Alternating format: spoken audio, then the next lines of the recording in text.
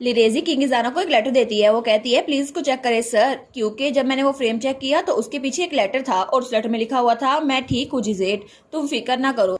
वैसे भी हम सबको मरना ही है तो मैं थोड़ा जल्दी मर रहा हूँ, लेकिन मेरे भाई के बारे में कुछ बुरा ना सोचना है हेनरिक। तो किंग इजाना सोचता है क्या ये लेटर, क्या इसका मतलब है इसी वजह से जिजेट वो मेरे फादर को मेरे अंकल की डेथ के लिए जिम्मेदार समझता था। लेकिन मुझे पता करना होगा ये सब कुछ हो क्यों रहा है। वो कहता है लिरेजी क्या आप मुझे अपना नेकलेस दिखा सकती हैं। वो कहती है जी ऑफ कोर्स। और तब उस नेकलेस को हाथ पकड़ता है। वो सोचता है मे भी इसके अंदर कुछ राज छुपा हो। तो तब उस नेकलेस को पहनता है। वो सोचता है शायद कोई और रीजन हो, लेकिन तभी वो नेकलेस जगमगाता है। तो वो कहता है क्या नेकलेस चमक रहा है। और तभी उसे आवाज आती है इजाना, किंग इजाना। वो कहता है क्या ये आवाज मुझे सुनाई दे रही है। तो लिरेजी कहती है योर मैजेस्टी क्या हुआ। तो तभी उसमें से आवाज आती है सर अगर आप मुझे सुन सकते हैं तो अटलांटा स्टेट में जाएं, मैं जिजेट अटलांटा हूँ और मुझे आपको कुछ दिखाना है। वो कहता है मैं अटलांटा स्टेट में जा रहा हूँ। तो लिरेजी कहती है क्या आप अचानक से मेरे घर क्यों आ रहे हैं। वो कहता है तुम्हारे ग्रैंडफादर ने मुझे वहां पर बुलाया है। और तब वो लोग वहां पे पहुंच चुके थे। तो तभी उसे वहां से आवाज आती है मैंशन के अंदर एक जगह है, एक स्टडी जो कि अनऑक्युपाइड है, आपको वहां जाना होगा। और तब वो लोग वहां पहुंच चुके थे। तो तभी आवाज आती है वहां पे एक पोर्ट्रेट होगा सर हेनरी का, उसके पीछे एक जगह है, आपको उसको चेक करना होगा। तो तब वो उस पोर्ट्रेट को थोड़ा सा पीछे करता है तो उसके पीछे एक सेफ था। तो वो कहता है क्या। तो लिरेजी कहती है मुझे पता नहीं था कि इसके पीछे एक सेफ भी है।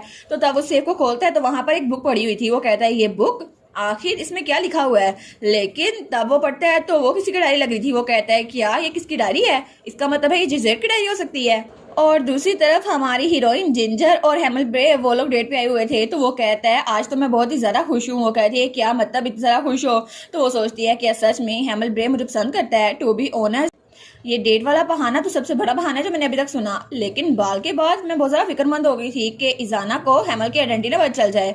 और उसने कहा कि मैं आपको भूल ही सकता, लेकिन उसकी आंखें सच में मुझे लगता है कि वो ऐसे चाहता है। तो तब वो कहता है लेकिन बाय द वे हमें जाना कहाँ चाहिए। वो कहती है तुम्हें ये भी नहीं पता, तुमने डिसाइड ही किया था आने से पहले। वो कहता है नहीं मैं आपको पहले बताया ना, मैं किसी के साथ भी इतना टाइम अकेला नहीं रहा और वैसे भी मेरे पास कोई डेटा नहीं है और मुझे कोई आइडिया नहीं कहाँ जाना चाहिए। वो कहती है ठीक है हेमल ब्रे, तुम्हें सीखने के लिए बहुत चीजें पड़ी हुई हैं, ठीक है तो मैं तुम्हें सिखाऊंगी और आज मैं तो सबको सिखा दूंगी, मुझ पर ट्रस्ट करो। और उसके बाद वो लोग आइसक्रीम लेके खा रहे थे और इंजॉय कर रहे थे। और उसके बाद वो लोग फाउंटेन के करीब आए थे।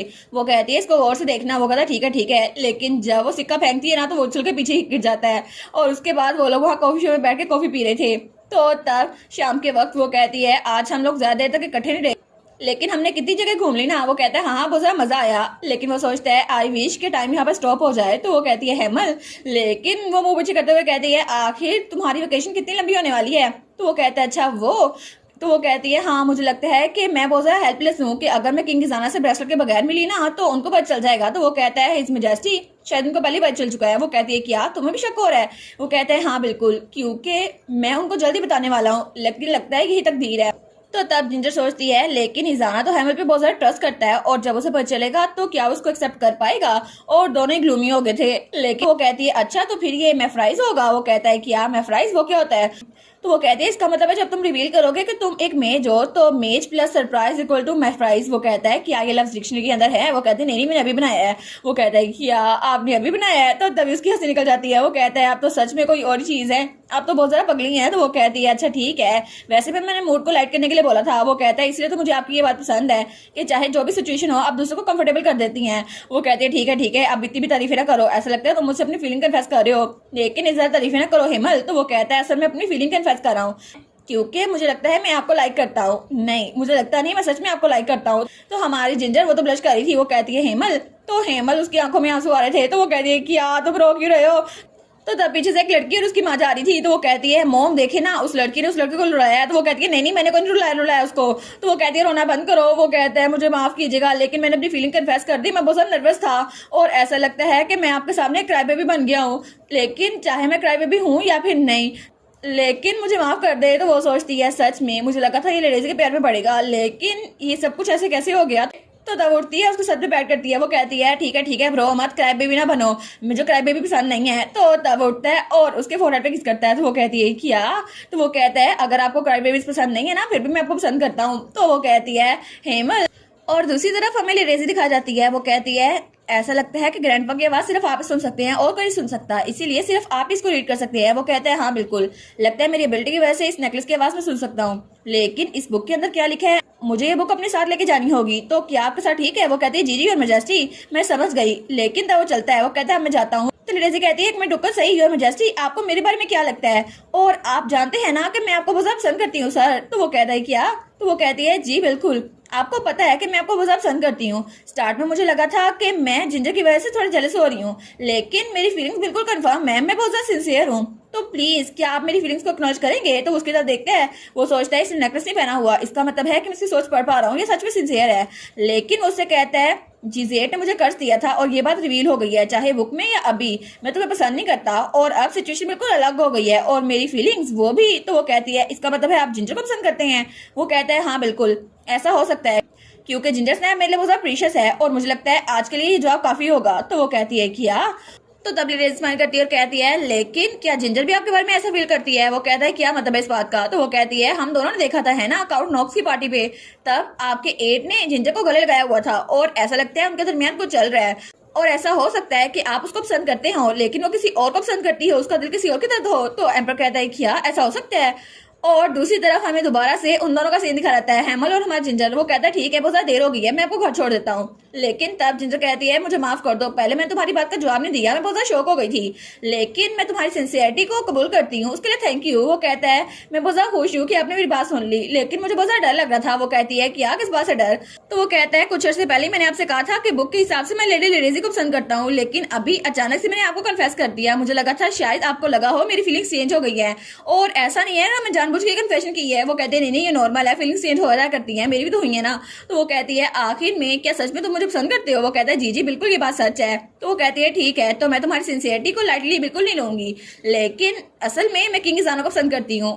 तो तब वो कुछ नहीं बोलता। तो वो कहती है लेकिन आई एम सॉरी अगर ये बहुत ज्यादा क्रूल लगे, फिर भी मुझे लगता है मुझे ऑनर होना चाहिए, और वो सोचती है मुझे इसे सच से बताना चाहिए। तो तब हेमल कहता है ठीक है मैं जानता हूँ, वैसे भी इस सब से कोई फर्क नहीं पड़ता, मेरी फीलिंग्स आपके लिए चेंज नहीं होंगी और मुझे भी दर्द खाने की कोई जरूरत नहीं है। हालांकि ये वन साइडेड है, लेकिन फिर भी मैं खुश हूँ कि मैं जो फील करता हूँ वो सच है।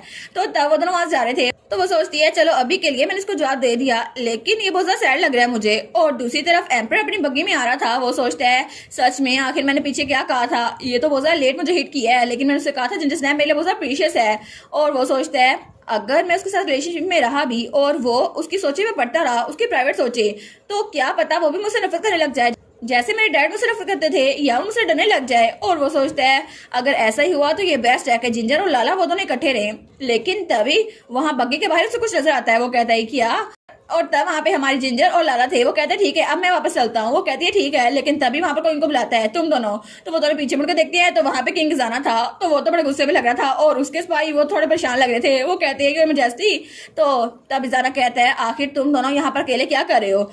तो लाला अपने माइंड में सोचता है डेफिनेटली मैंने आपको कहा था ना कि मैं अपनी फीलिंग कन्फेस करने वाला हूँ सर। तो तभी जिंजर उन दोनों के दरमियान आती है। वो कहती है चुप चुप आप लोग बिल्कुल खामोश हो जाए। तो वो कहती है ठीक है चुप चुप। तो वो सोचती है ये एटमोस्फेयर कैसा है, ऐसा लगता है इन दोनों के दरमियान घूरने का कंपटीशन हो रहा है। वो कहती है अगर कोई भी मसला है तो मैं यहाँ चलती हूँ ना, और वो ज्यादा देर हो रही है तो मुझे शायद वापस जाना चाहिए। तो वो सोचती है एम्पर प्लीज मुझे पैलेस में बुला लो ना। लेकिन एम्पर कहता है क्या मैंने तुम दोनों की डेट को इंटरप्ट किया। वो कहती है क्या नहीं मैं एक्सप्लेन करती हूँ। तो तब पीछे से लाला कहता है तो क्या अगर हम डेट कर रहे हो। तो वो सोचती है मल ये क्या बोल रहे हो। तो तब किंग ज़ाना वो बढ़ने लगता है। वो कहता है कोई बात नहीं, मुझे लगता है मेरे पास कोई रीजन नहीं है कि तुम दोनों के प्राइवेट अफेयर्स में दखलंदाजी करूं।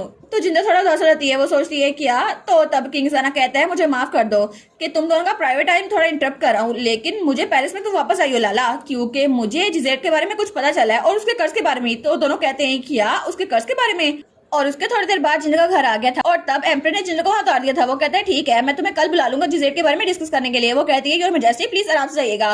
तो वो कहती है तुमसे भी कल मिलूंगी लाला। तो वो कहता है जी लेडी जिंजर। तो तब उनकी बग्गी वहां चली गई थी। तो हमारी हीरोइन कमरे में आती है और वहां पे लेट जाती है। वो सोचती है मैं तो बहुत ज्यादा थक गई हूँ, लेकिन एनीवेज उसने कहा था मैं तुम दोनों की डेट को इंटरप्ट कर दिया, आखिर ऐसा ही होना था। और डायरेक्टली उसने हमारी फीलिंग्स के बारे में तो नहीं सुन लिया। और जब हम लोग वापस आ रहे थे तो तीनों ने एक दूसरे से कोई बात नहीं की। आखिर ये सफर इतना ऑकवर्ड क्यों था। लेकिन वो सोचती है मुझे सबसे ज्यादा फिक्र इस बात की हो रही है कि हेमल ने तो ग्लासेस भी नहीं पहने, अगर उसकी आइडेंटिटी रिवील हो गई तो एम्पर क्या करेगा। और इसी के साथ ये वाला पार्ट यहीं पर ख़त्म। तो आप लोग बताइएगा आप लोग को ये पार्ट कैसा लगा, और वीडियो को लाइक और चैनल को सब्सक्राइब लाजमी कीजिएगा। बाकी वीडियोस का लिंक भी स्क्रीन पर नज़र आ रहा होगा, तो काइंडली उनको भी चेकआउट कर ले। और thank you so much for watching my videos. Stay safe, bye bye.